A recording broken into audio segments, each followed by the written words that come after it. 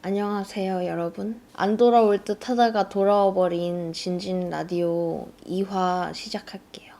이걸 지금 이 라디오를 녹음하는 날짜는 2020년 1월 30일 목요일이고, 저는 지금 다낭에 있어요. 베트남 다낭. 이걸 보고 계시는 분들은 한국 시간으로는 1월 31일 금요일이겠네요. 그럼 바로 사연 읽어볼게요. 이제 조금 1시간 1화 라디오 했다고 조금 베테랑 DJ스러운 느낌이 나버려가지고 여러분들 이거 들으면서 주무시길 바래요. 지금 라디오 보고 계시는 분들. 그럼 첫 번째 사연 읽어볼게요. 닉네임 똥꼬님이 보내주신 사연이에요. 제가 2월에 다낭을 가거든요. 근데 이거 사연 보내신 날짜가 지금 1월 3일이거든요. 그럼 거의 한 달 지난 거잖아요. 근데 이 사이에 지금 코로나 바이러스가 유행이어가지고 이분은 취소를 하셨을지도 모르겠네요. 저는 바이러스 퍼지기 전에 와가지고 지금 공항을 가는 게 더 위험하고, 솔직히 말해서 제가 홍대 살잖아요. 홍대로 가는 게 더 위험할 것 같아가지고 일단 움직이지 않고 여기에 있는 거거든요. 취소하셨을 수도 있네요. 저도 원래 여기 다낭에 있다가 방콕에 갔다가 한국으로 들어가는 일정이었는데 방콕은 취소했어요. 우한 사람들이 제일 많이 가는 곳이 6천 명 넘게 간 데가 방콕이라고 하더라고요. 보고 계세요? 취소했어요. 못 간다고요.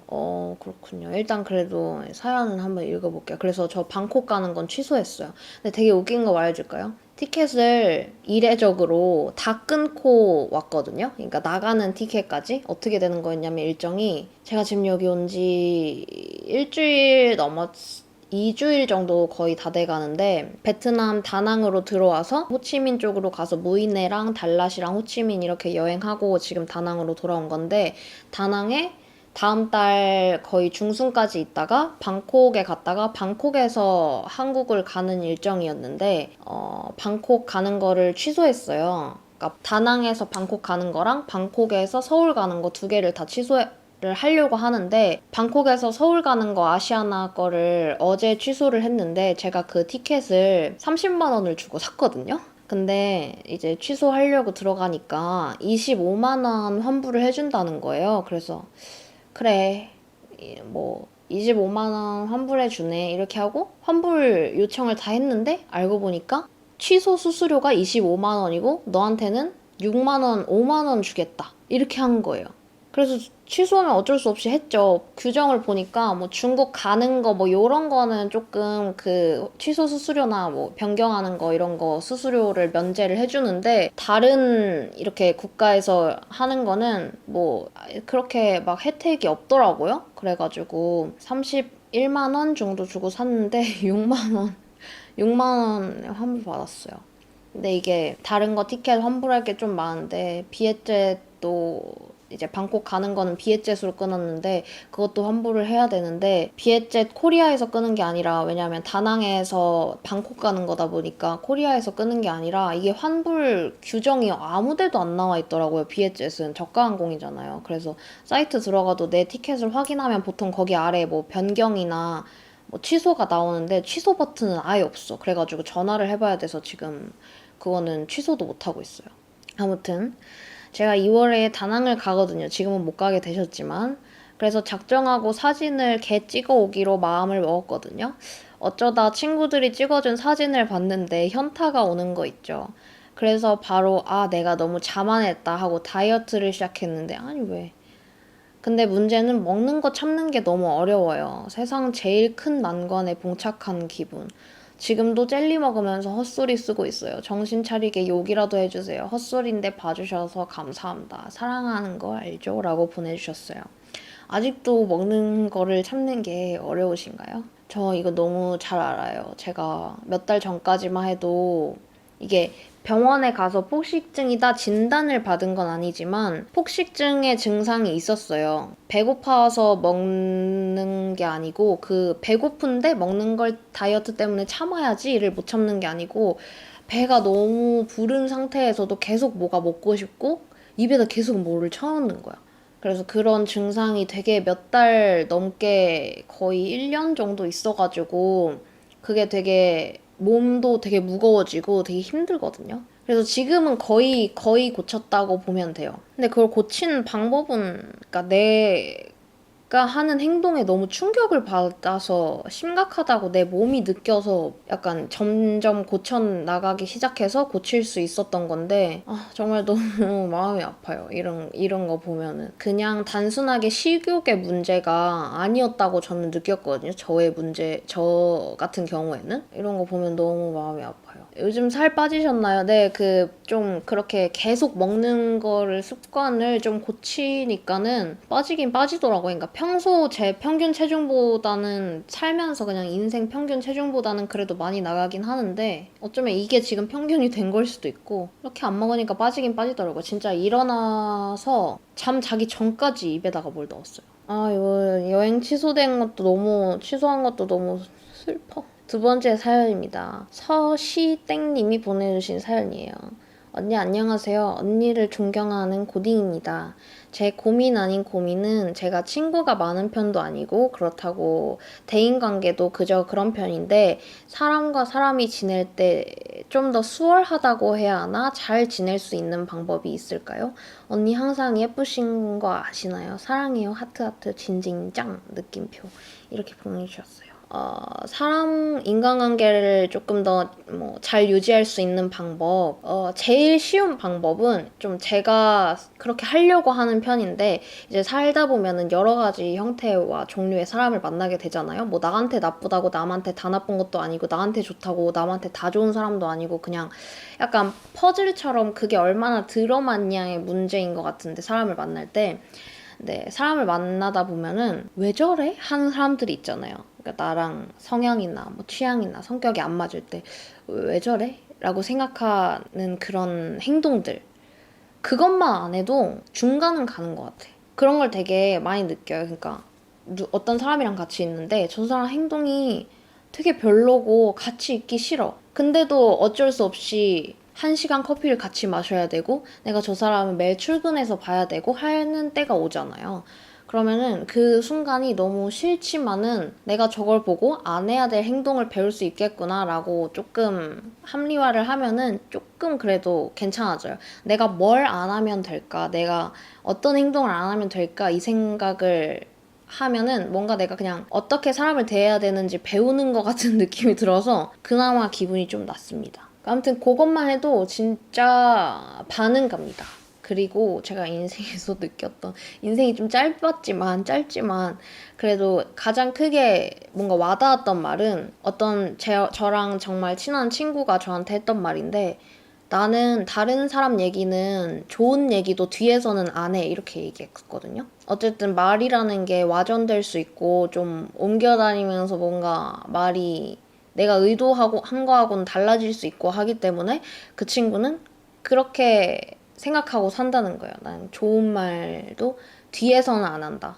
왜냐면 그게 와전돼서 이상하게 전달될 수 있기 때문에. 그래서 그게 진짜 중요한 것 같아. 네, 다음 사연 읽어볼게요. 김예땡님이 보내주신 사연이고 안녕하세요 언니. 저는 이제 17살이 되는 학생이에요. 근데 이런 거 보면은 내가 나이를 많이 먹었다는 게 아니라 저 나이 별로 안 먹었거든요. 근데 약간 그런 거 있지 않아요? 17살이라고 말하니까 생각났는데 요즘 뭐 TV에 나오는 뭐 아이돌들 아니면은 그 오디션 프로그램 같은 거 보면은 나이 말하잖아요. 뭐 20살 누구입니다. 이렇게 하면은 나랑 동갑이네? 라고 생각했다가 내가 생각보다 20살에서 조금 많이 먹은 거야. 21~2살인데 헷갈린 게 아니고 난 20살보다 적어도 5살은 더 먹었는데 20살이라고 하면 나도 모르게 나랑 동갑이네 라고 생각하는 약간 그런 이상한 상황이 있었어요. 그래서 되게 기분이 이상했어요. 내가 생각하는 내 나이랑 내 현실 나이랑 점점 멀어져서 뭔가 괴리감 나는 그런 상황? 17살이라고 하는데 그래도 이제는 좀 내가 17살이라고 하는데 약간 동년배네? 이렇게 생각하진 않아. 17살은 조금 머니까. 조금 머니까. 귀엽다. 그래서 그 생각도 했어요. 내가 20살 때 만났던 지금 제일 친한 언니가 제가 20살 때 24살이었어요. 그 언니랑 딱 처음에 친해졌다고 생각했을 때.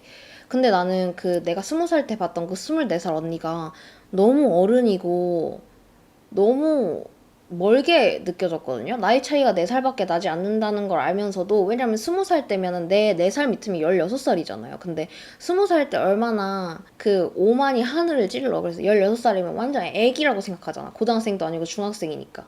근데 그렇게 생각하니까 내 4살 위는 너무 어른같이 느껴지는 거야. 그랬는데 막상 내가 24살이 되니까 족밥이더라고요.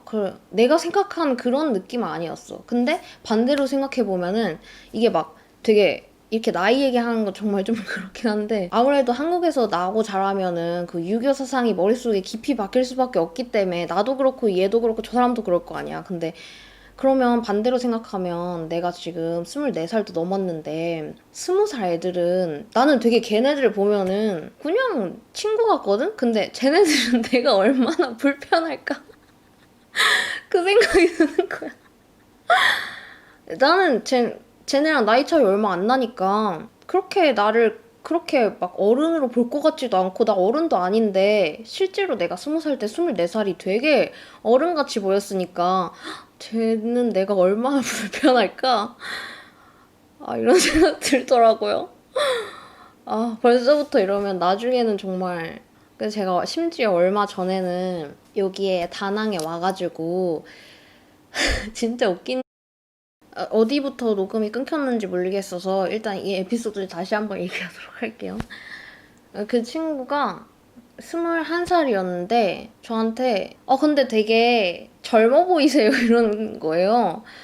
그래가지고 너무 당황했죠. 그런 얘기를 처음 들어봤어요. 왜냐면 젊으니까. 나쁜 뜻으로 얘기한 거 아니어서 막 그렇게 막 그런 건 아니었는데 어떻게 대답을 해야 될지 모르겠는 거예요. 왜냐면 처음 들어보니까. 그리고 이 나이에 들을 말이 전혀 아니라고 생각돼서 젊어 보인다고 해가지고 그래요. 고마워요. 이렇게 했죠. 동년배로 인정해준다? 그런 거였구나. 그래서 그 말을 처음 들어봐서, 쟤는 되게 나를 되게 어른으로 생각하고 있구나. 마치 내가 20살 때 24살 언니가 되게 어른이어 보였던 것처럼. 그래서 그 말을 벌써 들어버렸습니다. 그래서, 이 사연 언제 읽어 도대체? 읽을게요. 제 고민은 옷을 입고 싶은 대로 입고 싶은데 남들의 시선이 너무 신경 쓰이고, 신경 안 쓰려고 해도 성격 때문인지 모르겠는데 그냥 뭔가 다 나를 이상하게 쳐다보는 것 같고, 다시 집에 가서 옷을 갈아입고 싶은 느낌이 들어요. 요즘 펑크나 약간 락스피릿 느낌의 옷을 입고 싶은데 어떻게 하면 제가 입고 싶은 대로 입고 남들의 시선을 신경 안 쓰면서 입을 수 있을까요? 언니는 처음에 패션에 관심을 갖고 옷을 입을 때 어떻게 하셨나요? 그리고 이거 고민은 아닌데 언니 4개국어 할 수 있다면서요? 한국어, 일본어, 귀여워, 사랑스러워. 졸지에 4개국어 능력자가 됐어요.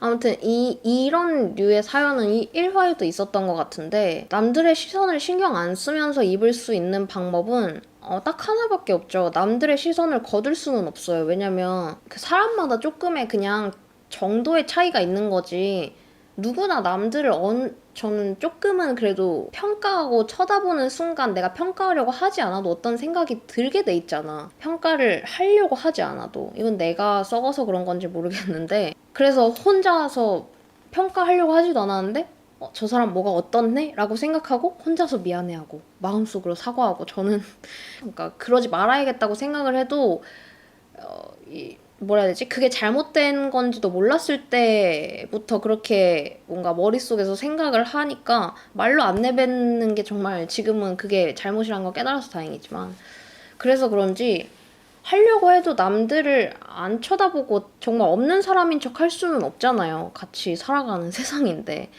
그래서 이 사연 보내주신 분이 남들에게 시선을 주듯이 남들도 본인한테 시선을 줄 수밖에 없어요. 그게 그렇게 한번 쳐다봤다고 해서 그 사람한테 되게 크게 막 뭔가 의미가 있어지게 되는 건 아니지만, 서로서로 그렇게 의식하면서 시선을 주면서 시선을 느끼면서 살 수밖에 없다고 생각하거든요. 나 좀 뭐 스님 이런 건가?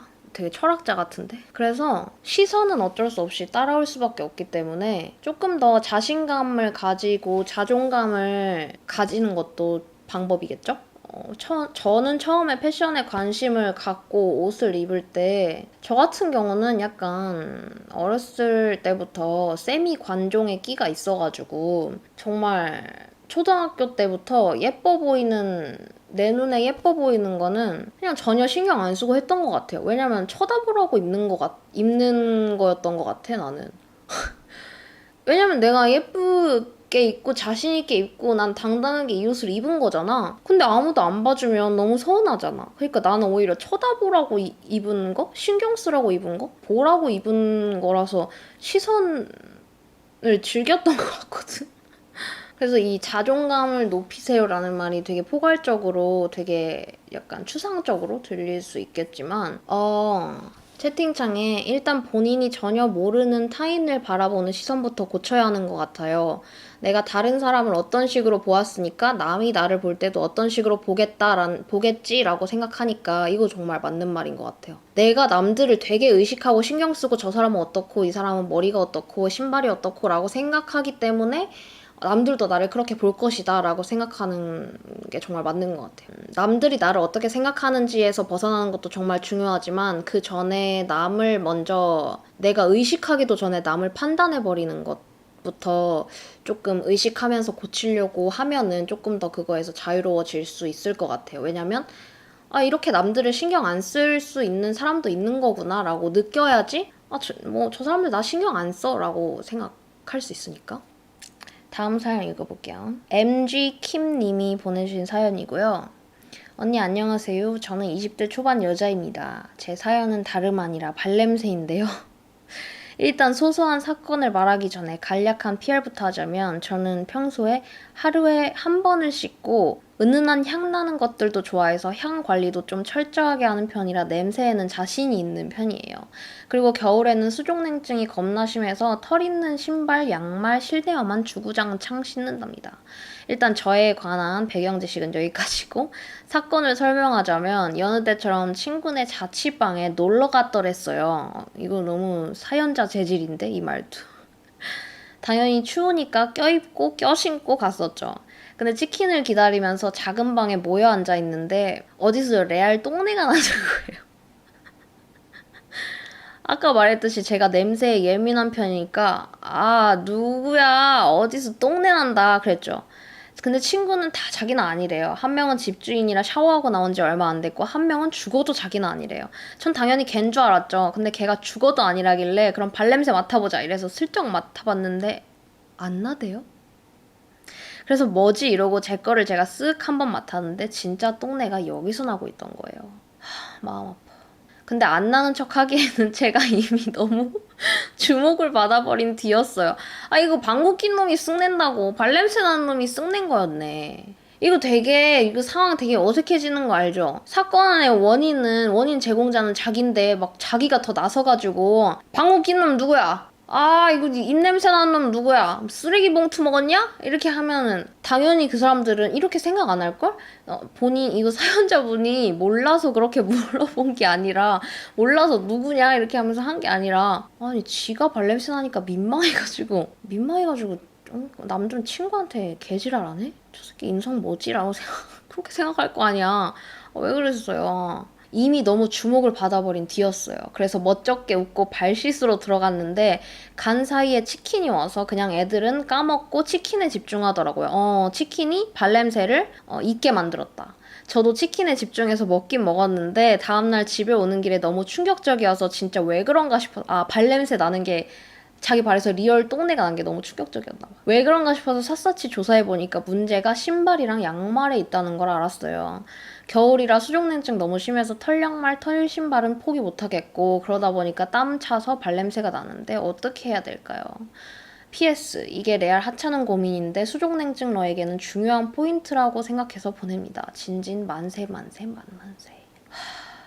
근데 지금쯤이면 충격을 안 받을 때가 되지 않았나? 왜냐면 발냄새가 원래 나는지 몰랐는데 나는 되게 은은한 향 같은 걸 좋아하고 샤워도 하루에 한 번 꼭 하고 되게 향기 나는 사람인 줄 알았는데 이 사건을 통해서 지금 자신의 발냄새를 깨달은 거구나. 리얼 똥내가 난다는 걸.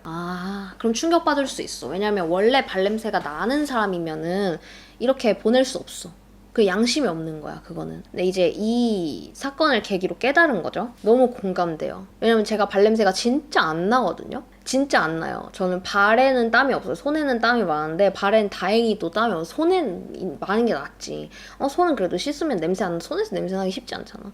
손에 많은 게 낫지. 아무튼 발에서 땀이 절대 안 나는데 근데 제가 한 번은 컨버스를 신고 비 오는 날에 물을 다 신발 젖은 채로 양말이랑 진짜 컨버스 신발 천이 다 젖었어요.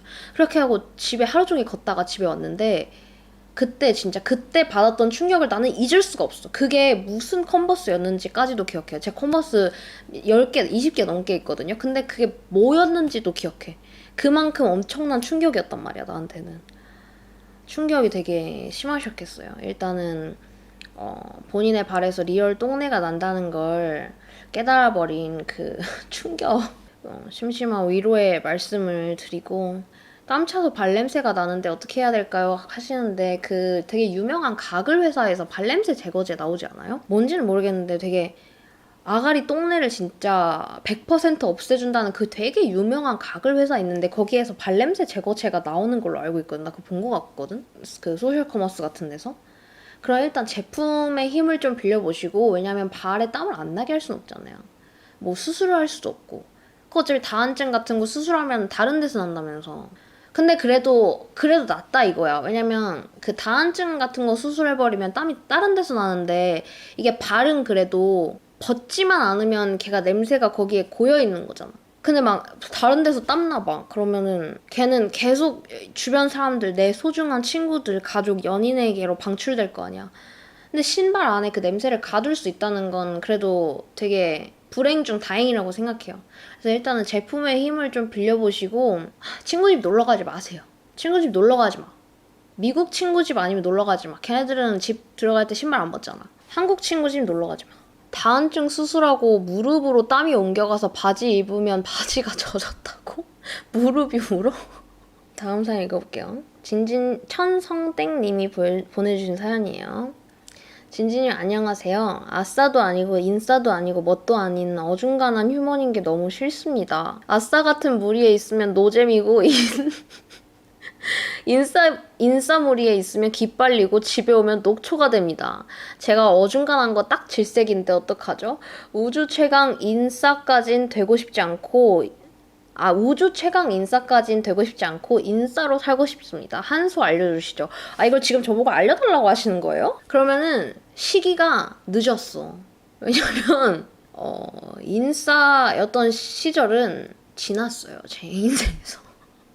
누구나 사람의 인생에서 어떤 시기라는 게 오잖아요. 어떤 성공할 시기, 힘든 시기, 아픈 시기 뭐 이런 게 오잖아요. 저의 인생에서 인싸의 시기는 지났어요. 뭐 또 올 수도 있는 거지만 내가 나중에 뭐 실버타운 인싸가 될 수도 있는 거잖아. 또 올 수도 있겠지만 일단 젊은 시절 인싸 시기는 지났다. 그래서 이거는 번지수를 잘못 찾았다. 제가 이제 한창 막 잘 놀러 다니고 아무하고나 놀고 다니고 이렇게 살았을 때는 생각이 없었어요. 그냥 그때를 생각하면 가끔씩 제 사진첩 제가 핸드폰을 4, 5년 썼단 말이에요. 그래서 사진첩 맨 위로 올라가면 옛날 사진들이 있는데 그 사진들을 보면 답도 없어.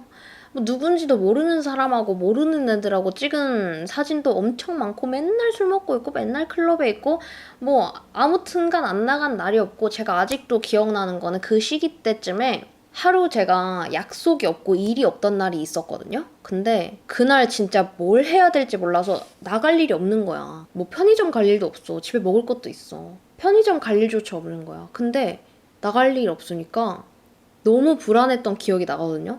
그 정도로 밖에 싸돌아다니는 걸 좋아했었어요, 제가. 생각이 없었어, 그리고. 왜냐면 인싸 무리에 있으면 기가 빨린다고 하셨는데 생각 없이 가만히 앉아있고 그냥 가만히 나오는 말이나 뱉으면 기 빨릴 일이 없거든.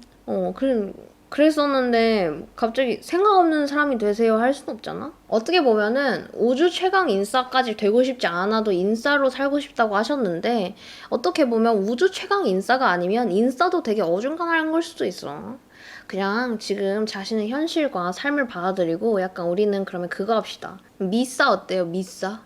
미싸 괜찮은 것 같은데? 약간 미들 어중간하다 이렇게. 그래도 뭐 코사 이런 거보단 낫잖아. 이렇게 구석지에 처박혀 있는 코너 사이드 이런 거보단 낫잖아. 그리고 막 인싸가 되려고 노력하는 순간 나는 인싸는 아니야. 예, 미지근한 인싸라는 뜻으로 씁시다, 그러면은. 다음 사연 읽어볼게요. 저 지금 좀 더워가지고 에어컨 온도를 좀 내리고요. 다음 사연 읽어볼게요. 이다땡님이 보내주신 사연이고요. 안녕하세요. 20살인 지금까지 진진 하나만 보는 진진자라입니다. 저는 사실 20살에 대한 로망이 엄청 컸는데요. 지방에 살고 있어서 대학도 서울로 가고 싶었고 가서는 공부도 열심히 하고 놀기도 열심히 놀고 취미도 많이 만들고 새 친구도 많이 사귀고 그러고 싶었어요. 아마도 현재 하지 못하고 제어받는 모든 것들을 20살이라는 환상에 다 떠넘겨놓고 살았나 봐요. 근데 막상 20살이 되려 하니까 좋은 것보다도 두렵고 막연한 느낌이 많이 들어요. 게다가 저는 서울에 있는 대학교 두 곳에 처음부터 후보 1번을 받았는데 둘 다 못 붙었답니다. 아, 너무 가슴 아파. 여기 계신 분 사연이세요? 결국 대구에서 학교를 다니게 되었고 20살 막 다 마음에 안 들어서 자존감 정말 엄청 많이 떨어지고 있어요. 환상이 컸던 만큼 데미지가 커요. 울면서 진진용 성복이 이거 하나 남았답니다. 어떻게 하면 20살을 잘 보낼 수 있을까요? 회복하고 싶어요. 긴 고민 읽어주셨다면 너무 감사하고 언제나 사랑할게요. 라고 보내주셨어요. 제가 그런데 어떤 뭐 대학에 관련된 그런 어드바이스를 해줄 수는 없겠지만 왜냐면 안 다녀본 놈이 뭘 안다고 얘기하겠어요.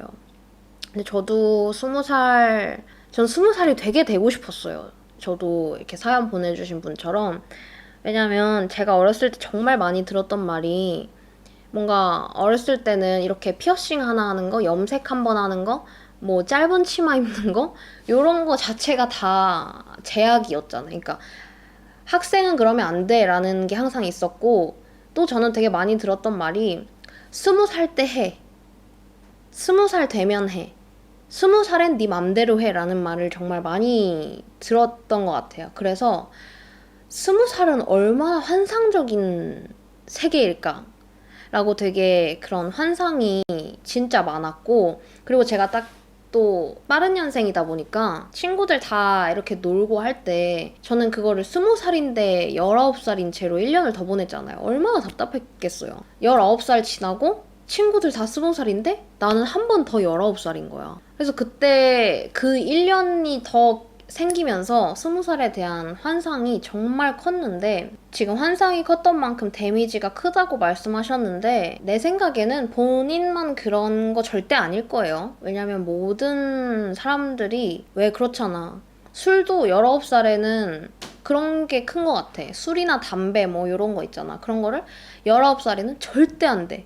절대 안 되게 돼 있죠. 법으로 금지돼 있고 그리고 뭐 내가 어디 편의점에 가서 술을 산다? 그러면 그 편의점이 뭐 처벌을 받고 절대 안 되는 거야. 근데 그 다음날 그냥 1분 1초 사이로 그 사이에 나는 갑자기 술도 다 살 수 있고 다 먹을 수 있고 담배 다 살 수 있고 담배 다 필 수 있고 이렇게 될 수 있는 나이가 갑자기 되는 거잖아. 뭔가 서서히 이렇게 되는 게 아니라. 그럼 얼마나 이것도 하고 싶고 저것도 하고 싶겠어요. 모두 다 그런 환상이 있을 거예요. 그게 얼마나 표현을 하느냐 요거의 차이지 모두 다 그런 환상을 가지고 있고 근데 이 시기는 지나갈 거예요. 맨날 이렇게 무책임하게 말해서 미안하지만 그렇다고 환상 가지지 마, 기대하지 마. 뭐 20살뿐만 아니라 뭐 대학 졸업해서 기대하지 마, 환상 가지지 마. 왜냐면 데미지가 그만큼 클 거니까 너가 상처받을 수 있으니까 이렇게 말할 순 없잖아요. 이미 환상을 이렇게 가졌지만 어떻게 보면 내가 생각한 환상하고 현실이 달라서 조금 정신적으로 조금 힘들어. 그치만 지금 힘든 이 시기는 어떻게 보면은 지나가고 있는 중인 거잖아요. 그리고 이거를 지금 내가 있는 실제로 서 있는 곳을 인정하게 되는 시간들이잖아요. 그래서 하나하나씩 내 현실, 내 환상하고는 거리가 멀지만 현실들을 하나하나씩 인정하다 보면은 조금 더 현실에 살고 있는 사람이 될 수 있을 거다라고 말해주고 싶어요. 이런 말 할 때마다 진짜 그거 같아. 내가 뭐라고 이런 말 하고 있나. 어떻게 보면은 어렸을 때, 고등학교 때 막 대학 준비하고 이렇게 할 때는 환상에 살았다면 지금은 현실에 살 수 있는 기회가 점점 오고 있는 거니까 그렇게 생각하시면 될 것 같아요. 너무 어른인 척 하는 것 같아서 민망하긴 한데 다음 사연 읽어볼게요. 안녕하세요, 진진님. 저는 밴댕이입니다. 밴댕이님이 보내주신 사연이에요. 제가 친했던 친구와 싸워 현재 관계가 많이 멀어진 친구가 있습니다. 처음엔 그 친구가 뭐하고 사나 해서 인스타를 들어가 염탐을 하곤 했는데요. 점점 염탐하는 횟수가 늘어나면서 그 친구의 인스타를 보고 나면 뭔가 잘 지내는 모습에 엄청난 열등감이 밀려옵니다. 어느 순간부터는 이러고 있는 제 자신이 너무 한심하게 느껴지지만 참을 수 없는 궁금증에 한시도 가만히 있지 않고 계속 들어갔다 나갔다 하며 지금도 친구 인스타를 염탐하고 있는 저 어쩌면 좋을까요? 라고 보내주셨어요. 어떤 자기와 친했던 친구가 잘 지내는 것 같은 모습을 보면서 열등감을 느낀다는 사연인데, 일단은 이 열등감에 관한 얘기를 하자면은 저는 정말 오랜 기간 동안 어떤 한 친구한테 열등감을 느꼈던 거 외에는 그 외의 사람들한테는 정말 없었거든요. 사람마다 시기가 있는 거라고 생각해서 잘 사는 사람마다 그냥 부럽긴 하죠. 근데 막 어떻게 태어나면 쟤처럼 할 수 있는 거야? 막 이렇게 하면서 막 그런 마음이 시게 들었던 적이 진짜 별로 없어요. 근데 이제 제가 그 좀 오랜 기간 동안 계속해서 뭔가 열등감을 느껴왔던 친구는 처음에 그걸 정말 열등감이라고 인정하고 싶지 않았거든요. 왜냐면 열등감이라는 게 인정하고 싶은 감정은 아니잖아요. 거기다가 그 친구가 저랑 제일 친한 친구였어요. 친구예요, 지금도. 근데 왜 그랬냐면 그 친구는 제가 정말 태어나서 진짜 잘하고 싶다. 남들한테 인정받고 싶다라고 생각한 것이 딱 한 게 있는데, 그걸 그 친구는 너무 잘하는 거예요. 근데 세상에는 그걸 잘하는 사람들이 많아. 근데 왜 그 친구한테 열등감을 느끼냐? 내 바로 옆에서 잘하기 때문에 열등감을 느꼈던 거죠. 멀리 있는 사람, 돈 많이 버는 사람, 부자인 사람, 뭘 엄청 잘하는 사람, 뭐 능력이 엄청 좋은 사람, 한테는 열등감을 느끼기가 사실은 어려워요. 왜냐면 내 옆에 없으니까. 근데 나는 그걸 바로 옆에서 눈으로 보고 하니까 내가 세상 태어나서 딱 한 가지 잘하고 싶었던 걸 쟤는 너무 잘하는 거야. 그래서 처음에는 친구한테 또 그런 감정을 느낀다는 게 미안하기도 하고 부끄럽기도 해가지고 되게 부정했었는데 그냥 어느 한순간 인정을 하게 되더라고요. 그런 거 외에는 정말 모르는 사람한테 열등감을 느끼거나 이런 적은 없었는데, 열등감은 사실 사람에 따라서 조금 차이가 있을 뿐이지 뭔가 내가 남을 관찰하려고 하면, 남들 사는 걸 보려고 하면은 열등감을 느끼게 되는 것 같아. 그 지점은 사람마다 다르겠지만 어떤 사람은 뭐 내가 좋아하는 외모를 가진 사람한테 열등감을 느낄 수도 있고 돈이 많은 사람한테 열등감을 느낄 수도 있고 하잖아요. 근데 내가 그 이후로 뭔가 이거 열등감인가? 라고 느껴본 적이, 제가 원래 인스타그램을 지금 10대 후반때부터 했으니까 꽤 오래, 이제 5년이 넘었거든요. 근데 저는 되게 의외로 인스타그램 기능들을 잘 사용할 줄 몰라요. 사용하게 하는 거, 뭐 스토리 올리고 스토리에 필터 막 그런 거 하고 이런 것도 최근에 알게 됐고, 그러니까 남들이 한 6개월, 1년 전에 하던 거를 이건 도대체 뭐지? 하고 나중에서야 물어보는, 막 되게 막 그런 거에 빠삭하고 그러진 않거든요, 의외로. 그래서 인스타 둘러보기라는 그 탭 있잖아요. 그거를 진짜 전혀 안 봤었어요, 몇 년 동안. 전혀. 아예. 근데 그러다가 사람이 한번 들어가서 보면은 자꾸 들어가서 보게 되잖아요. 이분도 친구 인스타그램 계정을 자꾸 들어가서 보는 것처럼. 처음에는 그냥 보다가 뭔가 계속 열등감 같은 감정이 느껴지는 거예요. 그래서 알잖아요, 나도. 왜냐면 나도 인스타를 하니까 그런 말 있잖아요. 인생의 하이라이트만 올리는 곳이 SNS라고. 나도 그렇게 하면서 남의 걸 보면서 이런 감정을 느끼는 게 진짜 이상한 거야. 나도 알면서.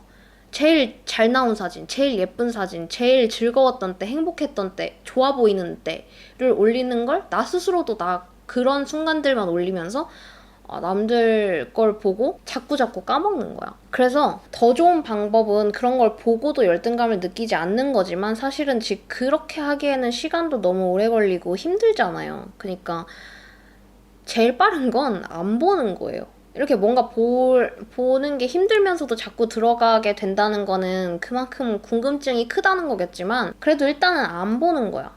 왜냐면 이분도 알고 있을 거예요. 그 인스타로 잘 사는 것처럼 보여지는 게, 에이 그래도 뭐 진짜 힘든 거 하나 없겠어? 라고 생각할 거예요. 근데도 보고 또 그런 감정을 느끼는 거잖아요. 일단 제일 첫 번째는 그냥 관심을 끄는 거예요. 특히 저는 가끔씩 그런 DM을 받아요. 이제 저랑 그러니까 되게 자주 만나고 제 얘기를 그러니까 서로 얘기를 많이 하는 친구가 아니고 그냥 지인들 있잖아요. 그런 지인들이 가끔씩 얘기하기도 하고 아니면 DM으로 정말 모르는 팔로워분이 그냥 DM이 오시기도 하는데 가끔씩 그런 내용이 있어요. 내 삶은 너무 시궁창인데 행복해 보여서 부럽다. 라고 얘기를 하면은 솔직히 처음에는 그렇게 말하는 사람이 안타까운 게 먼저였거든요. 그런데 나중에는 그거는 그 사람 나름대로 제 삶을 판단한 거잖아요. 사실 머릿속으로 하는 거는 내가 알 수가 없으니까 문제 삼을 수 없는 거지. 그렇지만 그걸 나한테 그렇게 얘기한다는 건 아무리 좋은 뜻으로 얘기했어도 이제는 좋게 들리지가 않는 거야. 내 삶을 모르잖아요. 그래서 이 사연을 보내주신 분도 그렇게 생각하시는 게 어떨까? 지금은 이제 그 친구랑 연락을 안 하는 상태잖아요. 본인이 너무 그것만 보고 정말 단면적인 부분만 보고 잘 사는 것 같다. 행복해 보인다. 라고 판단하지 않는 마음가짐? 그것도 어떻게 보면 되게 무례한 생각일 수 있거든요. 그냥 나는 제가 어떻게 사는지 모르잖아. 이것만 보고 알 수 없잖아. 라고 그냥 생각을 하시는 게 좋을 것 같아요. 오늘 좀 무거운 얘기가 많네. 나 이렇게 무거운 고민 말도 잘 못하고, 해결 못 해주는데. 그래서 제가 너무 안절부절 아무것도 못할까봐 하찮은 고민 보내달라고 했는데. 그래도 좋습니다. 좋아요. 남혜땡님이 보내주신 사연이에요. 안녕하십니까? 진지님, 올해로 21살 여자입니다. 경상북도 영주라는 이 총구석에 사는 저는 진지님을 영접하고 무신사에서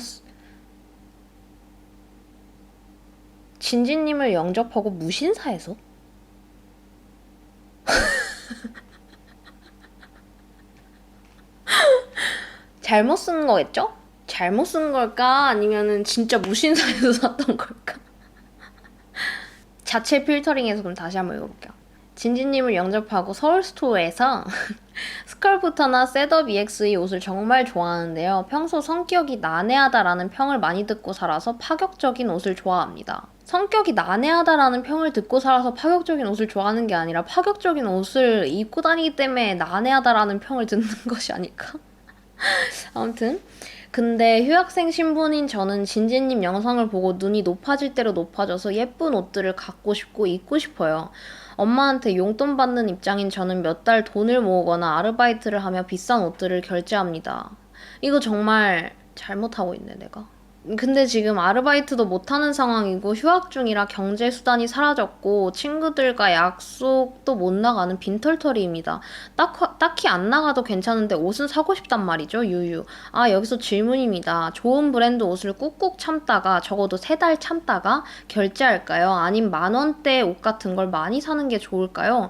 본인은 의상 디자이너가 꿈이에요. 라고 보내주셨어요. 일단은 본인의 꿈이 패션 관련이라면 저렴한 옷도 많이 입어보고 하이엔드도 많이 입어보고 경험을 많이 하는 건 무조건 좋겠죠? 사실 이거를 이분이 이렇게 수입원이 없는 상태에서 3달씩이나 참다가 좋은 옷을, 비싼 옷을 산다고 해서 이거를 비난할 수는 없어요. 딱히 안 나가도 괜찮은데 옷은 사고 싶단 말이죠. 딱 이거. 딱히 안 나가는데 신발은 사는 진진처럼 된 거네?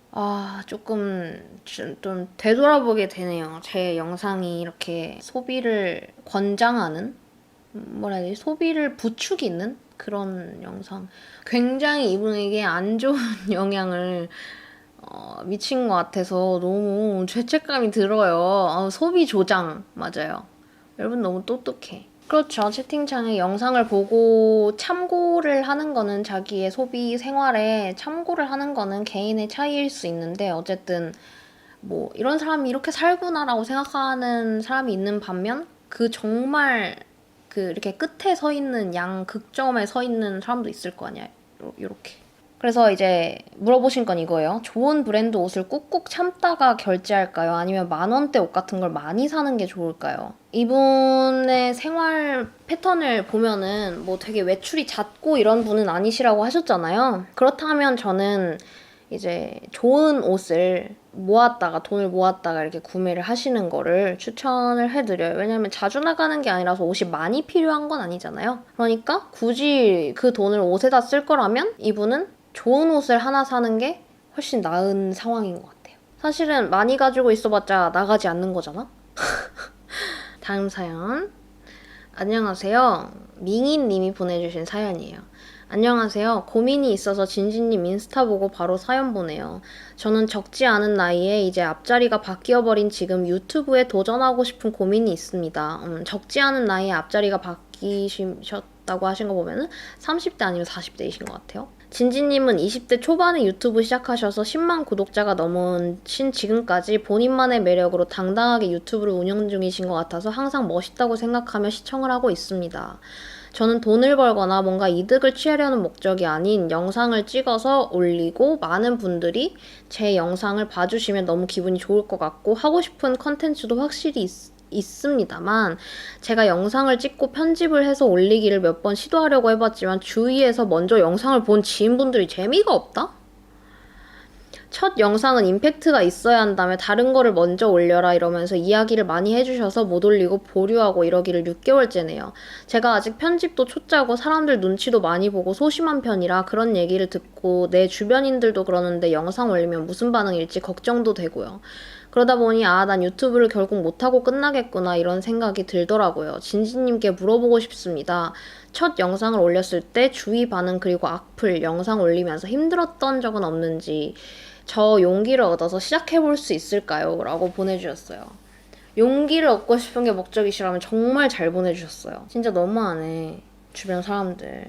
근데 재미가 있어야 된다고 생각하지 않고 일단은 저는 제 주변에 유튜브를 시작하려고 하는 친구들이 제가 별것도 아니지만 그래도 하고 있으니까 물어보잖아요.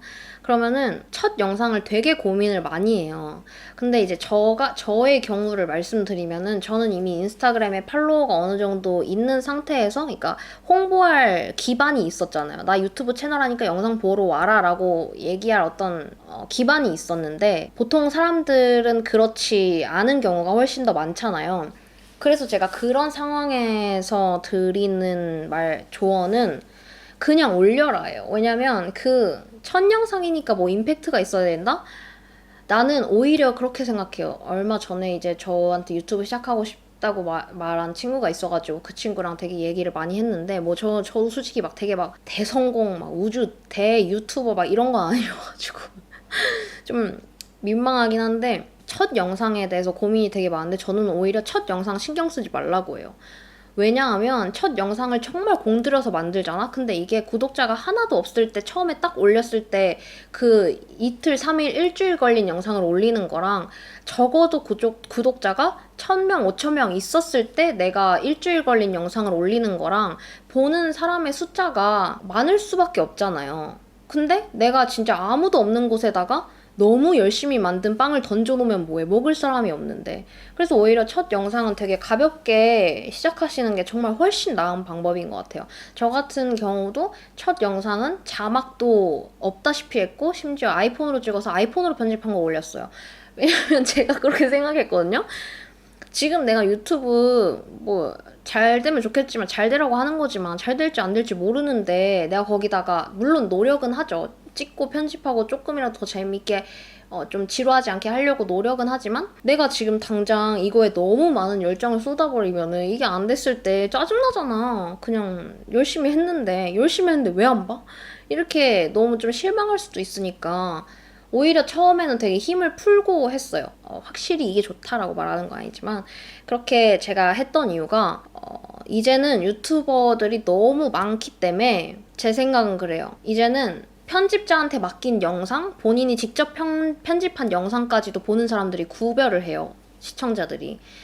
근데 당연히 시청자는 조금 더 찍은 사람 그 채널 주인이 뭔가 더 열정을 쏟고 그 채널 주인의 손으로 만든 영상을 더 좋아하기 마련이란 말이에요. 정말 대형 유튜버 이미 그렇게 계속 편집자랑 편집팀을 두고 일을 했던 유튜버가 아니면은 뭔가 그 찍은 사람이 이 영상에 공을 들였다, 신경을 썼다, 이 사람만의 감성이 묻어났다를 정말 잘 알아보거든요. 보시는 분들도 이 유튜브 채널이 나랑 같이 성장하기를 원하시는 것 같아요. 그래서 처음에 딱 진짜 편집자 막 다 해가지고 이렇게 해가지고 막 되게 잘 만들어가지고 이렇게 짜잔 내놓잖아요. 그러면은 그런 영상은 이미 너무 많고 그렇게 채널을 운영하는 사람은 너무 많거든. 그러니까 재미가 없게 느껴질 수도 있는 거예요. 그것보다는 잘 만들어진 영상보다는 그냥 그 사람이 더 잘 드러나는 영상이 더 중요하다고 생각해요. 그리고 처음에 너무 편집에 뭔가 공을 많이 들이고 영상을 찍는데도 공을 많이 들이고 하면은 그 일련의 과정들이 너무 힘들게 느껴진단 말이에요. 수익을 바라시지 않는다고 했지만 처음에는 수익도 없는 상태에서 그렇게 시간과 노력을 많이 쏟기가 힘들거든요. 그러니까 정말 힘들지 않고 즐거운 선에서만 만들어서 뭐 편집 테크닉이나 이런 게 화려하지 않아도 그렇게 해서 올리다 보면 사람들이 많이 꾸며지지 않은 채널을 조금 더 좋아하는 것 같아요. 이미 대형 채널이라면은 그렇게 올리면 욕먹을 수도 있겠죠. 영상에 왜 이렇게 신경을 안 쓰냐 하겠지만 이미 보는 사람들은 알잖아요. 이 사람이 일반인이고 이 사람이 이제 유튜브 채널 처음 하는 거고 하는 걸 아니까 영상이 정말 날 것 그대로여도 아무도 뭐라고 하지 않는단 말이에요. 뭐 대신 어드바이스를 받을 수는 있겠죠. 뭐 이런 식으로 하시면 더 좋을 것 같아요. 이렇게 해주는 사람도 정말 많아요. 그래서 점점 뭐 자막이 추가된다거나 이런 효과가 추가된다거나 막 하는 거에도 시청자들은, 구독자들은 알거든요.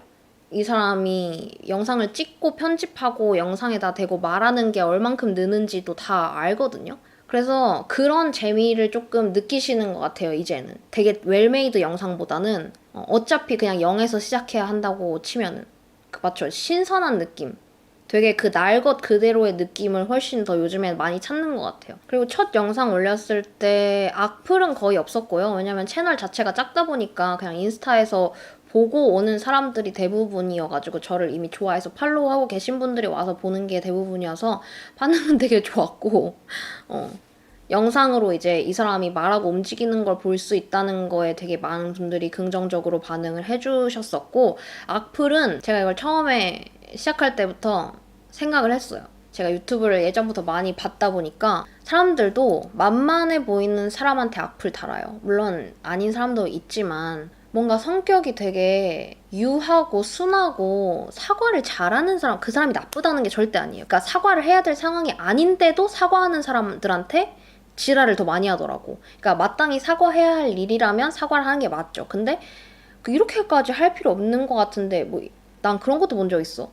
웃는 모습이 왜 그러냐 해서 그걸 고치겠다고 한 유튜버도 봤어요. 나 그걸 보고 너무 충격을 받은 거지. 그냥 자기 모습 자체를 고치라고 하는 말에도 이렇게 사과를 하니까 사람들이 더 뭐라고 하는 것 같은 기분? 그 댓글 보고 너무 충격받아서 아 내가 그러니까 그걸 구분을 좀 잘 해야 될 이렇게 말하면 되게 가르치는 것 같아. 감나라 배나라 민족.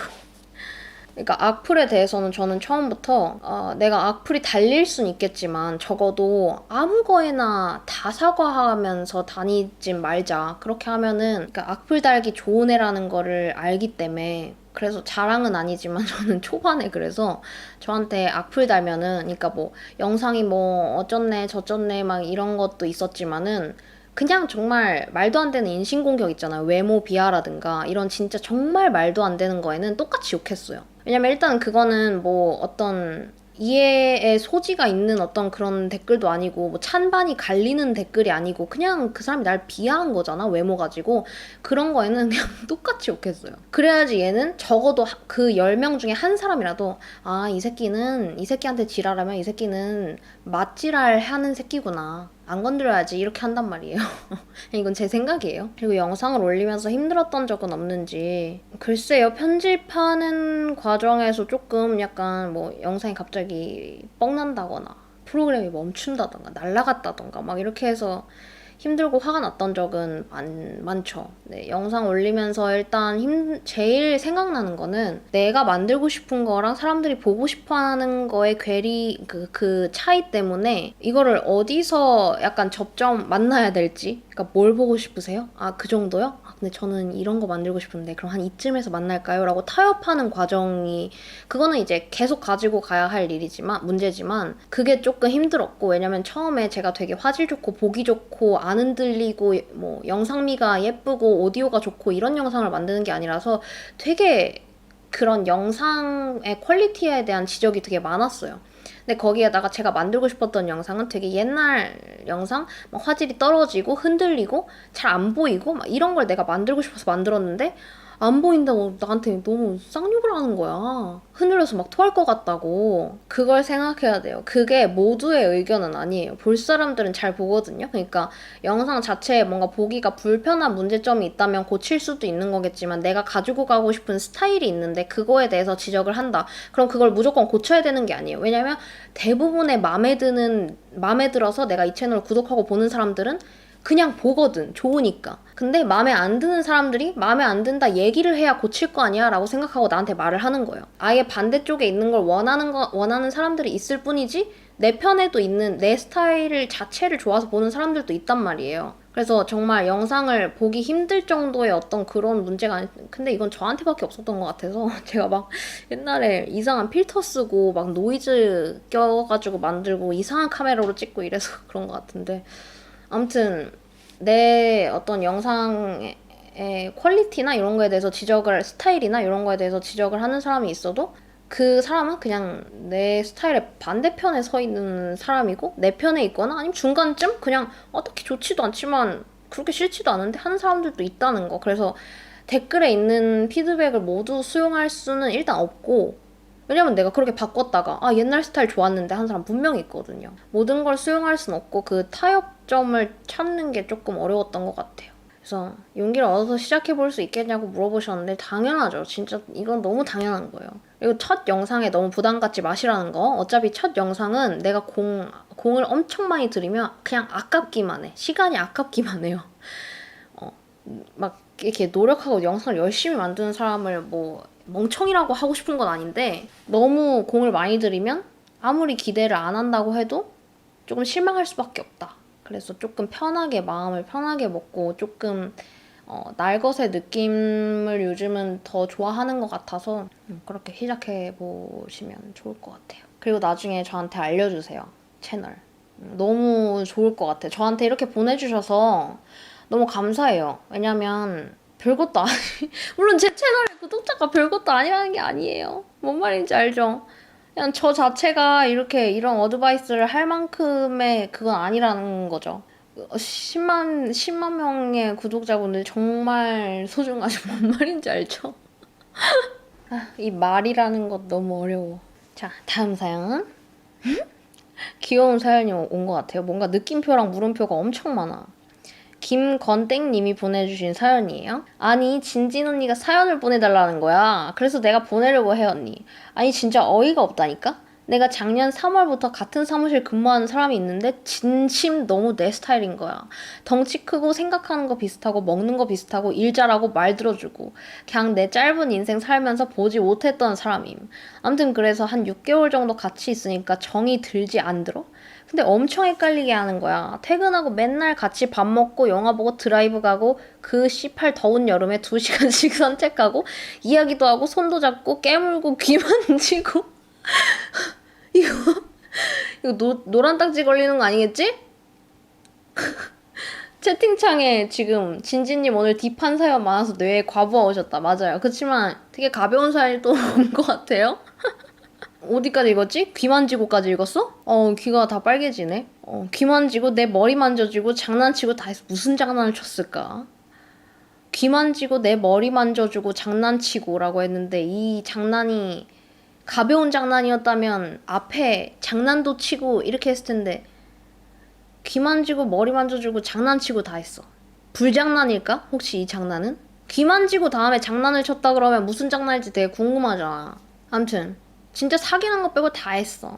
근데 이 사람이 갑자기 9월에 교육을 간다는 거야. 한 3개월? 그리고 사무실로 다시 안 온다대? 그래서 난 더 이상 내 마음을 숨기기 싫고 힘들고 내 마음 좀 알아달라고 그 사람한테 말을 했지. 좋아한다고. 아니 근데 엄청 당황해하더니 미안하다고 그러는 거야. 그렇게 생각하는 가벼운 사연이 아니야. 너무 무거워. 그렇게 생각하는 줄도 몰랐고 자기는 아직 누구 만날 마음이 없다고. 너무 무거운 쓰레기 사연인데? 그래서 나도 알겠다고 나도 대답 바란 거 아니라고 그냥 말하고 싶었다고 쿨한 척을 또 했지. 그리고 내가 예전이랑 똑같이 대할 거니까 그렇게 해달라고 하고 예전이랑 똑같이 귀 깨물고 머리 만지고 장난치고 할 거라고? 나도 똑같이 대할 거니까 그렇게 똑같이 대해달라고 하고 그 사람도 교육 가서도 계속 1시간씩 통화하고 연락하다가 뜸해졌다고? 뭐야? 아니 뭐야? 교육 가서도 계속 1시간씩 통화하고 연락하고 그러다가 뜸해졌는데 아니 씨발 다시 사무실로 돌아온다는 거야. 아니 오늘 왔어. 근데 사람 마음이 정리한다고는 하는데 얼굴 보니까 또 그게 안 되잖아. 다시 봐도 좋아. 그냥 좋아. 미치겠어. 나 진짜 이 사람 만나보고 싶은데 내가 어떻게 해야 돼? 포기할 수 없다, 이 사람. 관계의 발전이 있었으면 좋겠는데 어떡하지? 아무튼 뭐 그렇다고 내 이야기 주절주절했어. 언니 새해 복 많이 받고 올해는 적은 일 많은 돈 하자. 건강해요. 이라고 보내주셨어요. 그러네. 반전의 대반전이네. 뭐야 이거. 일단은 말도 안 되는 거 알죠? 이 사연 보내주신 분들도 말도 안 되는 거 알죠? 일단은 귀 만지고 깨물고 머리 만져주고 불장난인지 갱장난인지 모르겠지만 장난도 치고 다 했는데 고백하니까 갑자기 미안하다고 했다. 자기는 아직 누구 만날 마음이 없다고 했다. 그랬는데도 교육을 가서도 계속 1시간씩 통화를 하고 연락을 하고 했다. 근데 그러다가 뜸해졌다. 최악의 상황은 교육 가서 거기서 다른 만날 사람을 찾은 거지. 다른 귀 깨물고 장난치는 사람을 찾은 거지. 이러면 너무 잔인한가? 그거 말고 이유가 뭐가 있어. 그 새끼가 거기 가가지고 뒤지게 외로웠으면은 계속 1시간씩 통화하고 연락하고 했겠지. 근데 어느 순간 외롭지 않아졌기 때문에 이 1시간씩 통화하던 게 뜸해졌다는 거 아니야. 그거밖에 내가 봤을 때는 이유가 없어. 그게 아니라면 그거야. 통화하는 게 부질없다고 느껴진 거지. 같이 만나서 눈 맞추고 대화하고 장난치고 귀 깨물고 해야 되는데 만나지 못하잖아. 그러니까 전화만 하는 건 그 새끼는 뭔가 그냥 부질없다고 느꼈던 거지. 이런 쓰레기 새끼. 근데 그래도 다시 봐도 좋다고. 이게 진짜 반전이네. 다시 봐도 좋다고. 포기할 수 없다, 이 사람. 이미 내가 봤을 때 이 느낌표 개수를 보니까 이 사람은 말릴 수 없어. 포기는 하지 마세요. 포기할 수 없다면 포기하지 마세요. 하지만 이 세상에 내가 포기만 하지 않는다고 해서 다 되는 건 아니다. 이렇게 말하고 싶어. 왜냐면 이거는 사연자분이 못나서 내가 포기하지 않고 계속 도전해도 이거는 안 될 일이다 이런 게 아니고 그 새끼가 안 될 놈이어서 안 되는 거예요. 만약에 안 된다면. 그리고 안 됐으면 좋겠어. 관계의 발전이 있었으면 좋겠다고? 이미 이렇게 6개월 이렇게 귀 만지고 깨물고 머리 만져주고 불장난치다가 3개월 갔다가 왔는데 관계의 발전이 지금 이미 없는 상태잖아? 근데도 관계의 발전을 바래? 진짜 너무 좋은. 등치가 얼마나 크고 얼마나 개멋진 거지? 근데 이거는 콩깍지가 벗겨지는 수밖에 없다. 콩깍지가 있을 땐 그 사람이 얼마나 뭐 성격이 나랑 안 맞든 그런 거 하나도 안 보여. 근데 심지어 생긴 것도 마음에 들고 뭐 실제로 뭐 그러니까 그 사람이 나를 사귀고 싶어 하지 않을 뿐이지 만나면 되게 잘 맞는다는 거 아니야. 먹는 것도 식성도 비슷하고 취향도 비슷하고. 그러면 그냥 만나면서 시간이나 때우세요. 더 어떤 깊은 감정을 느끼게 된다면은 힘들어질 수 있겠지만 이걸 막을 방법이 없잖아. 맞아. 갖고 노는 게 뻔히 보여도 연락 한 번 오면 또 흔들린다고. 그런데 이렇게 흔들리고 내가 이 새끼 절대 안 봐야겠다 해가지고 뭐 또 연락 오면 또 흔들리고 그 새끼 지나고 다음 새끼 와서 다음 새끼가 나한테 또 지랄해도 막상 그 안에 상황에 빠져있을 때는 깨닫기 전에는 계속 영원히 반복한답니다. 나중에는 그렇게 하는 새끼를 보면은 걸러지거든요. 조금씩 좋아지려고 하다가도 이 새끼 만약에 이렇게 똑같이 하는 새끼 만나잖아. 그러면은 미친 새끼인가? 하고 있던 정이 진짜 다 떨어지거든? 이걸 좀 겪어보고 나야지 내가 똑같은 새끼들한테 상처를 좀 받아보고 좀 이건 아니구나라고 느껴보고 나야지 나중에는 만지면 뜨거운 거라는 걸 알게 되는 거야. 귀에 엽떡을 묻혀버리라고? 그래요. 채팅창에서 사연자님 좋은 사람 만나요. 이 사람 말고 이렇게 말씀하시잖아요. 이모 여기 귀에 스파이스 추가요. 이 사연은 내가 봤을 때 아무도 이 사연자를 말릴 수 없을 셈이야. 그냥 더 큰 상처만 안 받았으면 좋겠어요. 그냥 뭔가 진짜 딱 이 말만 하고 싶어. 내가 봤을 땐 그 새끼는 계속 사연자님이 그냥 이렇게 예전처럼 하고 만나고 하면은 그냥 똑같이 만날 새끼야. 그럼 이러다 사귀면 어떡하지? 그러면은 나중에 이거 들으면서 이 유튜버가 오빠 보고 새끼거리. 사귀지 마세요, 근데. 아무튼간 그렇게 하면은 사연자님 만나려고 하면은 그 남자도 아마 만날 거예요. 근데 이렇게 만나다가 뭔가 어떤 상황에 진짜 쎄하다라는 느낌이 들면은 그때는 진짜 제 말을 한 번만 믿고 연락하지 마세요. 그래, 기대를 하지 말고 그냥 이 상황을 즐기든가 라고 채팅창에 써주셨어요. 맞아요. 어렸을 때 그럴 수도 있는 거지 생각하면서 그냥 엔조이 하든가. 근데 정말 이렇게 계속 보고 싶은 건 어쩔 수 없잖아. 좋아하고 하는 건. 만나다가 뭔가 쎄한데? 하면은 진짜 내 말 인생에서 마지막으로 내가 더 이상은 부탁 안 할 테니까 내 말 한 번만 믿고 연락하지 마.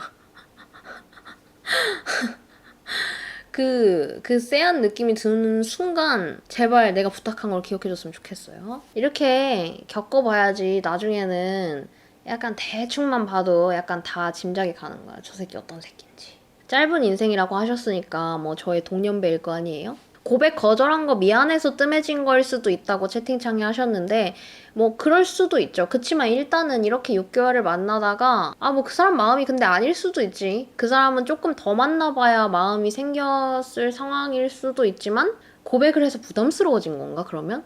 나는 아직 마음이 그만큼까지 커지지 않았는데 혼자서만 마음이 이따시만해져가지고 와가지고 만나자고 하니까 나는 아직 아닌데? 이렇게 한 건가? 근데 만약에 그랬으면은 나는 미안해서 뜸해지진 않았을 것 같아. 자기의 마음이 점점 커지고 있는 상황인데 고백을 했는데 아직 그 정도는 아니다라고 생각을 하면은 더 만나보고 싶을 것 같지 연락을 미안해서 끊을 것 같진 않은데? 아니 근데 어떤 사람이 커플도 아닌데 귀를 깨물지? 제일 뜨거운 감자는 지금 귀를 깨물었다는 거예요? 당신들 너무 유교 사상에 찌들었어. 귀 깨물 수도 있지 뭐.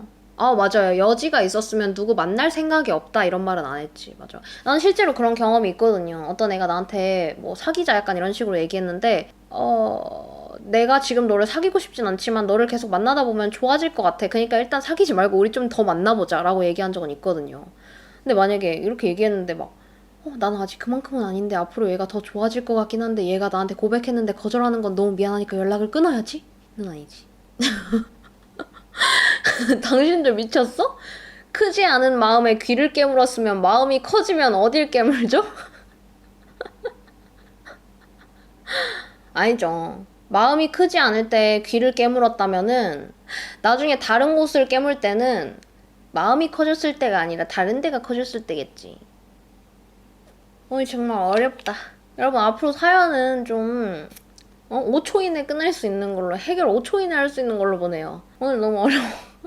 다음 사연 읽어볼게요. 김철용 씨가 보내주신 사연이에요. 본명은 아니고 닉네임이라고 하는데 김철용 씨가 보내주신 사연이고 언니 김철용 동생이 언니 안녕하세요. 올해 21 되는 김철용입니다. 새내기 시절 가슴 뛰는 연애할 줄 알고 떨려 했는데 너무 실망감이 묻어나는데 이 한 줄에도 눈 떠보니 한 해가 지나가고 어떠한 일도 일어나지 않았어요. 중딩인 제 동생도 남친이랑 손잡고 가는 걸 엄마가 목격했는데 저는 누워서 놀리다가 혼나기만 했어요. 샤머니즘 믿고 타로도 봤더니 전 빨가벗고 달려가도 아무 일도 안 생길 거라는 충격 발언을 해주셨어요. 멘탈 와르르 멘션돼서 의지 다 잃었어요. 맨날 언니랑 빈빈씨 연애 영상 보면서 잇몸 말라가는 저 어떻게 해야 될까요? 사실 타로 봐주시는 분도 제가 너무 젠데요. 남편감을 찾는데요. 남친이 아니라 거의 남편감 찾는다고. 근데 이렇게 첫 연애가 미뤄지니까 이상한 놈은 더욱 만나기 싫어지는 현실. 너무 마음 아파. 119 진리 언니 도와주세요. 영상 잘 보고 있어요. 제 칠링 시간 감사합니다. 사연 보내주셔서 감사합니다. 이 마음 공감은 못하겠지만 너무 안타깝다. 첫 연애가 미뤄지니까 이상한 놈은 더욱더 만나기 싫어지는 현실. 공감은 못해. 왜냐면 나 아무나 만났거든. 아무나 만나가지고 이상한 놈 되게 많이 만났고 이제서야 나는 이상한 놈이 만나기 싫어진 거지. 난 이상한 놈을 만나면서 이상한지 모르면서 만났거든. 어떻게 보면 나는 그러니까 내 성격상 나는 내 상황이 차라리 낫던 것 같아. 차라리 이렇게 하니까 마음은 편하잖아요. 이상한 놈 다 만나봤고 이제 이상한 놈 감지기가 생겼고 레이더가 생겼고 그냥 또 보면 아휴 이번에는 어떤 미친놈이냐 하고 넘어갈 수 있게 됐잖아. 되게 가볍게 오케이 이번 연애 실패 이렇게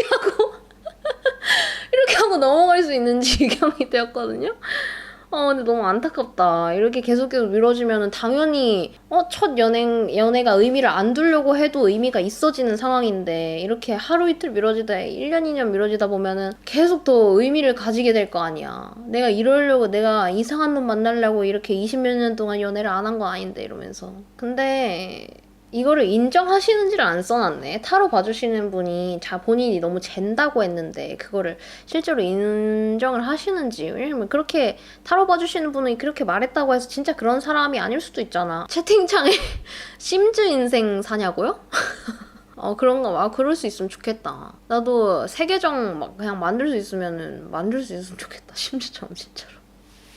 조심스러운 게 꼭 나쁜 건 아니라고 저도 나쁘다고 하진 않았어요. 근데 이제 제 성격에는 이게 마음은 편하다 이거죠. 이제 와서 보니까, 물론 나중에, 그러니까 과거에 겪었던 일로 상처도 많이 받고 했지만, 지금은 그냥 마음 편하잖아요. 그냥 이렇게, 오케이! 이렇게 하고 말 수 있으니까.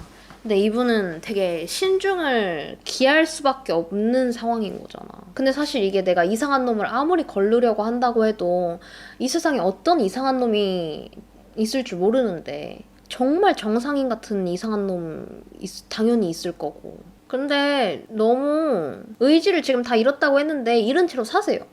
왜냐면 굳이 이렇게 연애를 하고 싶어가지고 막 이렇게 그렇게 막 눈에 불을 켜고 어떤 놈이 이상한 놈이 아닐까, 어떤 놈이 괜찮은 놈일까 하고 다니는 시간에 다른 일을 할 수도 있는 거고. 의지를 이미 잃었는데, 의지를 잃었으면 더 좋은 거 아니야? 의지만 막 불타오르는데 정작 괜찮은 놈이 없어.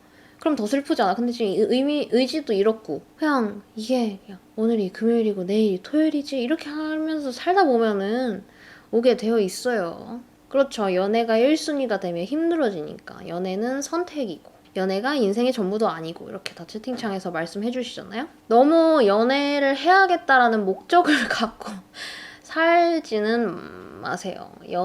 제가 연애 의존도가 솔직히 말해서 되게 높은 사람으로서 정말 좋은 게 아니라는 걸 몸으로 느껴요. 예전에는 남자친구가, 그러니까 애인이 없는 시간에 내가 힘들어서 연애 의존도가 높은 게 싫었다면, 지금은 난 그 애인이 있든 없든 내가 뭔가 내 삶을 직접 끌고 가지 못하고 어딘가에 너무 심하게 의존하는 것은 꼭 연애뿐만이 아니라 좋지 않다는 걸 느껴서, 그거는 애인이 있든 없든 그걸 떠나서, 그런 연애의 의존도가 높은 사람은 남자친구나 여자친구가 있을 때만 의존도가 높은 게 아니야. 연애의 의존도가 높기 때문에 없는 상황에서도 내 인생의 목적이 마치 연애인 것처럼 하이에나처럼 찾아다닌단 말이야.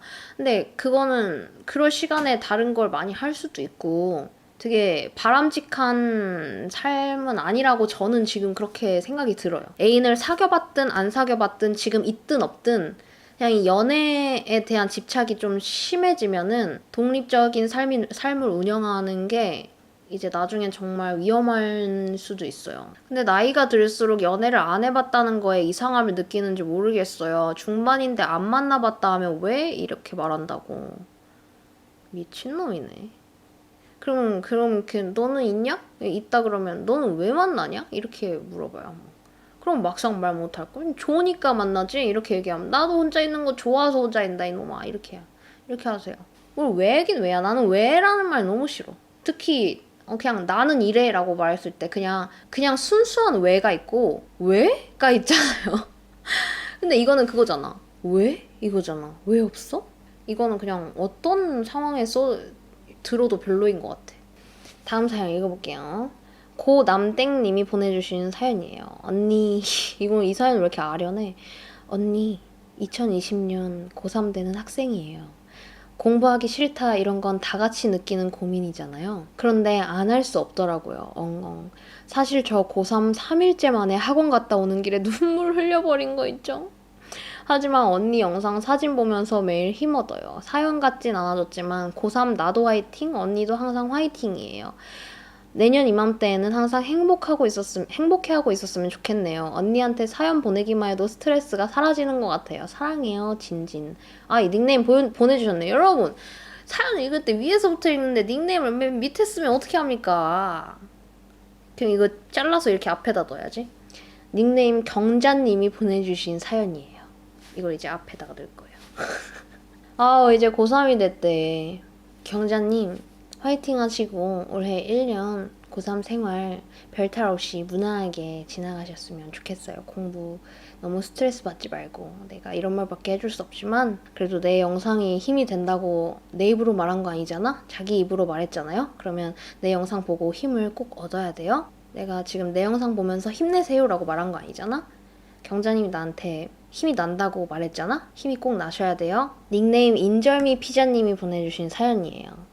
안녕하세요, DJ 진지님. 라디오 듣다가 고민 사연을 쓰고 싶은데 고민이 딱히 없어서 고민이에요. 그래서 고민을 생각해봤는데 지금 생겼어요. 컴퓨터를 켜고 엄청 고민하고 있는데 고양이가 자꾸 키보드 위에 식빵을 구워요. 흰색 크림이 든 먹물 식빵. 이게 무슨 말이죠? 메일을 써야 하는데 쓸 수가 없어요. 이 심각한 상황을 어쩌지요? 고민 보네요. 여러분 저에게도 드디어 이번 2화에도 첫 번째 신청곡이 들어왔어요. 신청곡 고양이 하면 생각나는 노래. 저는 비비의 나비를 추천해드립니다. 여러분 내가 1화 때 말했죠. 진진 라디오 들을 때는 멜론이나 지니, 벅스, 유튜브 뮤직 아무거나 틀고 들으라고. 허투루 들은 거 아니죠? 틀고 있죠. 비비의 나비를 들으세요. 알겠지요? 채팅창에 저거 자랑 아닌가요? 나만 고양이 없네. 생각해보니까 그렇네. 고양이 있는 거 자랑하는 거네 지금. 아, 고양이가 쭈그려서 앉아있는 걸 식빵 굽는다고 말해요. 흰색 크림이 든 먹물 식빵이면은 흰색이랑 까만색이나 회색 털이 섞여 있다는 거네. 아, 너무 귀여워. 자랑 잘 들었고요. 다음 사연 양소땡님이 보내주신 사연이고요. 진지님 안녕하세요. 저는 이제 수능 끝난 고3입니다. 수능 끝나자마자 다이어트 시작해서 다이어트로 했는데 다이어트 고민이 너무 많아. 여러분 왜 해? 왜 해라고 말하지 마. 왜라고 하는 거 극혐이라 해놓고 또 왜 해? 다이어트? 바로 앞뒤가 하나도 안 맞아. 방금 내가 왜라고 말하는 사람 극혐이라면서 그래놓고 바로 다이어트 왜 해? 이러고 제 인생 최대 고민이 있습니다. 맨날 이런 맛있는 음식을 안 먹기엔 제 세포들이 죽을 것 같아서 제가 제일 좋아하는 음식 2개 중에 하나를 먹어야 하는데요. 불닭볶음면을 먹을까요? 뿌링클을 먹을까요? 이 사람도 앞뒤가 하나도 안 맞아. 수능 끝나고 다이어트 시작했는데 뭐 먹을까 물어보고 있어 나한테. 진짜 그 유튜버의 그 구독자야. 뿌링클 대신에 자메이카나 다른 치킨으로 대체할 수 있습니다.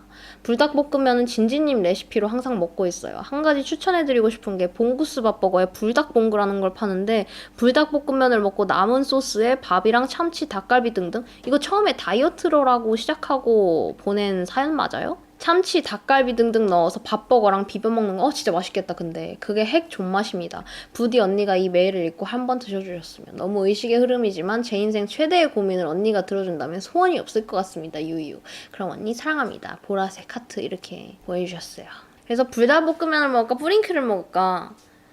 저는 개인적으로 불닭볶음면입니다. 아니 좀 다이어트만 하면 왜 이렇게 매운 게 먹고 싶은지 몰라. 박서땡님이 보내주신 사연이에요. 안녕하세요 진지님. 갓 20살이 된 예비 대학생 여자 진지님 팬입니다. 제가 예전부터 늘 해오던 고민인데 제가 저를 사랑하는 정도? 그러니까 자존감이 정말 낮은 편입니다. 사실 16살 때까지는 그런 생각이 없었는데 공부하면서 살이 많이 붙으면서 자존감이 다 하락한 것 같아요. 책을 읽으면서 저를 사랑해보려고 노력하는 중인데 마음처럼 힘들더라고요. 자존감과 연관이 되는지 100%는 모르겠지만 저의 의견도 잘 얘기 못하고 화나도 다 삭히고 참는 편이라 가끔 가슴이 정말 답답할 때도 있어요. 제가 진지님의 겉모습만 보고 판단해서 굉장히 죄송스럽지만 굉장히 자존감도 높고 자신을 사랑하는 것 같다고 느꼈어요. 그래서 진지님께 더 매력을 많이 느꼈고요. 또 저는 제가 하고 싶은 스타일을 계속 보지도 않는 남들 시선이 있다는 착각을 하고 저를 계속 우리 속에 갇힌 원숭이로 만들게 되더라고요. 아무도 저한테 관심 없다는 걸 알면서도 남의 시선을 신경 쓰게 되고 저의 성격의 문제라면 고칠 수 없겠지만 진지님이 해결책을 조금 공유해 주실 수 있을까 해서 사연을 보내봅니다. 라고 보내주셨고 이것도 자존감하고 관련된 어떤 사연인데 이제 20살이 됐다고? 이게 사람이 어떤 자기가 속해 있는 환경이 바뀌면 주변 사람들도 바뀌잖아요. 그러니까 나를 익숙하게 알던 사람들이 아니라 어떤 새로운 환경에 새로운 사람들하고 떨어져서 그 사람들이 이제 새롭게 나를 알게 된다는 거에 대한 부담감이 조금 작용을 하지 않았을까 그런 생각이 들어요. 저 같은 경우는 자존감이 높은 건 맞아요. 근데 그렇다고 해서 모든 저와 관련된 어떤 일에 긍정적이진 않아요. 자존감은 높거든요? 근데 되게 부정적이에요. 채팅창에 자존감을 높이자라는 말은 되게 좋은 말이지만 그걸 계속 생각하면 뭔가 강박처럼 느껴져서 그냥 나는 나다라고 생각하는 게 좋다고. 맞아요. 어떻게 보면 그거 자체가 자존감이 높은 거 아닐까요? 그냥 나는 나다가 그냥, 그러니까 나를 나로 인정하는 것? 나의 어떤 면이든 모든 걸 다 부정하지 않아도 뭐 살이 많이 붙으면서 자존감이 하락한 것 같다고 하셨는데 나의 외모를 부정하거나 막 이 모습이 아니야 라고 생각하는 거잖아요. 그러니까 내가 원하는 건 이 모습이 아니야 라고 생각하는 거잖아요. 외모를 부정하거나 나의 성격적인 거 어떤 성격적인 단점을 부정하거나 되게 그러기 쉽잖아요. 근데 그 모든 것을 그냥 맞아요. 그래서 제가 좀 저의 성격이나 어떤 저 관련된 거에 있어서 인정이 빠르고 별 생각이 없는 게 그냥 나쁜 면까지도 어떻게 보면 뭐 안 좋은 거긴 한데 그렇다고 제가 고칠 의지가 없는 건 아니니까 뭐 나쁜 것까지도 그냥 이게 나지라고 생각하는 것 같아요. 그러니까 별 생각 없는? 되게 좋은 말 많아요. 이번 사건이래. 이번 사연 해결은 채팅창에서 다 해결해주고 계시는데 채팅창에 그리고 자존감이라는 게 뭘까요? 어떤 날은 좋고 어떤 날은 싫고 그냥 자존감이 낮으면 낮은가 보다 하면 되는 것 같아요. 맞아요. 이것도 되게 좋은 말인 것 같아요. 꼭 필수적으로 나를 사랑할 필요 없는 것 같기도 하고.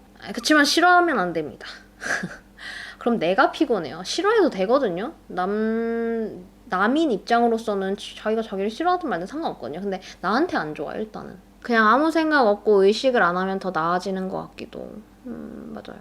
그게 되게 중요해요. 어떤 때는 환경이나 이런 거에 변화가 있어서 마음이 힘들 때는 내가 이 시기를 겪고 있는 게 아니라 그냥 그 시기 중간에 놓인 거라는 생각을 해요. 이렇게 사건이 있으면 내가 이 사건의 뒤에서 과거에서부터 이렇게 그 사건을 지나치면서 미래가 되는 게 아니고 그냥 나는 계속 여기 가만히 있는데 그냥 이 사건이 나를 왔다가 지나가는 거야. 아까 그거랑 요거의 차이는 아까 거는 뭔가 어떻게 보면은 되게 수동적인 말처럼 들릴 수 있는데 그렇게 생각하면 진짜 마음은 편해요. 진짜 마음 편해요. 이 힘든 시기 안으로 자존감이 낮은 시기 안으로 걸어 들어갔다가 걸어 나와야지 라고 생각을 하려고 하면은 안 그래도 힘들어 죽겠는데 뒤지겠는데 지금 우울해 죽겠는데 걸어서 나갈 생각까지 하니까 너무 힘들잖아요. 그러니까 그냥 나는 정말 여기에 가만히 서 있는 사람이고 이 시기가 나를 지나쳐 가는 거지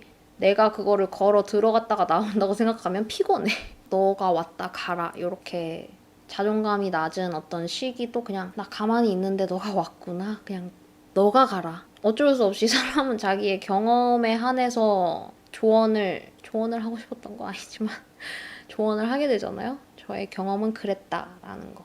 채팅창에 근데 정말 자존감이라는 말은 아니지만 개인적으로 저는 행복이란 단어의 강박이 엄청 느껴져서 엄청 큰 행복을 오늘 하루에 맞이해야 오늘 정말 잘 살았다라고 생각하고 뿌듯해하면서 잤는데 정말 작은 행복만 있던 날에는 오늘 행복하지 않았다라면서 우울하게 잠들어서 그냥 그 단어에 집착하고 강박을 느끼지 않는 게 중요한 것 같아요 라고 말씀해 주시네요. 여러분 너무 좋은 시청자야. 왜냐면 1화 댓글 보니까 그런 것도 있더라고요. 이제 제가 어떤 얘기를 하는 것보다 제가 채팅창을 읽어드리는 부분이 조금씩 들어가잖아요. 그러면은 또 여러분이 채팅창에 써준 말에 대해서 공감을 하고 정말 진짜 맞는 말이다라고 이렇게 댓글을 달아주시기도 하고 그래서 이 말도 못하는 제가 진행한 라디오가 조금 더 풍성해졌다는 거. 풍성한 컨텐츠가 됐다는 거. 그러면 오늘 2020년 1월 30일에 시작해서 31일에 끝난 진진 라디오 2화 그리고 아직 이름은 못 정했어요. 왜냐면 내가 그 이름 커뮤니티에도 올리고 여러분한테도 물어봤었는데 정말 미안하게도 마음에 드는 이름이 없었어. 미안합니다. 너무 좀 그렇죠? 그래도 마음에 들어야 할 거 아니야. 마음에 드는 이름이 없는데 막 굳이 골라가지고 댓글 달아주신 분들은 너무 감사해요. 그런데 너무해 미안해. 그러니까 뭐라 해야 되지? 이거 괜찮은데 좋은데 하는 거 정말 많은데 그래 이거다 이런 게 없어서 진짜 미안합니다. 하지만 전 솔직하기 때문에 사과도 진실되게 한다는 거 진짜 미안해요. 그래서 내가 이렇게 댓글을 남겨주셨는데 2화에 제목이 없으면 왜 안 뽑았냐고 뭐라 하시겠지? 그치만 마음에 드는 게 없다. 그래서 아무튼 이름을 못 정했고 뭐 이름이 없는 걸로 해도 되고 아무튼 그래요. 그럼 오늘 여기까지 라디오를 들으신 분들은 오늘은 잊지 말고 비비의 나비를 들으세요. 여기까지 들은 사람은 아무도 없겠죠.